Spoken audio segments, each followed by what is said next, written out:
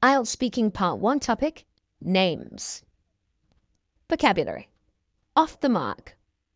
We would choose names based on. In part. It's frowned upon to. Ancient. Commemorate. Draconian. Question. Does your name have any special meaning? Indeed, my name does have a special meaning. My full name is Wang Wei.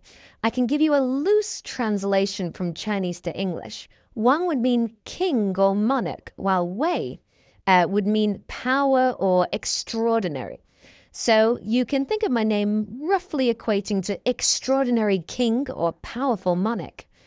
It's a bit tricky to translate the meanings accurately to English, though, because the Chinese characters have separate meanings to their English equivalents.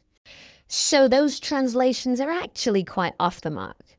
But besides that, my name does have a special meaning, to me at least, because it's my name. Question. How would you choose names for the next generation? In China, we have quite an interesting naming convention. We usually pass the father's surname down to the next generation, as is the case in most countries. That's an old custom rather than a fixed rule, though. So that's step one. Then my partner and I would choose two symbols from the Chinese alphabet. In our alphabet, each symbol has its own special meaning. So we would choose two characters based on the meaning we're most inclined towards. Some people believe that choosing names with powerful meanings can impart those qualities onto the newborn. In that way, our naming conventions are not based on which ones we like, as they are in most Western societies, but rather which meanings are most appropriate. Question. Does anyone in your family have the same name as you? No, in Chinese culture it's often frowned upon to give an ancestor's name to someone else. There's no hard rule about this, but it's widely seen as being disrespectful to the ancestor. In a way, it's almost as though the newborn is being elevated to the same level or plane as their ancestor. Contrary to the West, naming your children after an ancestor is not a way of honoring and commemorating them. In fact, in ancient China, it wasn't even permitted to write the name of an ancestor.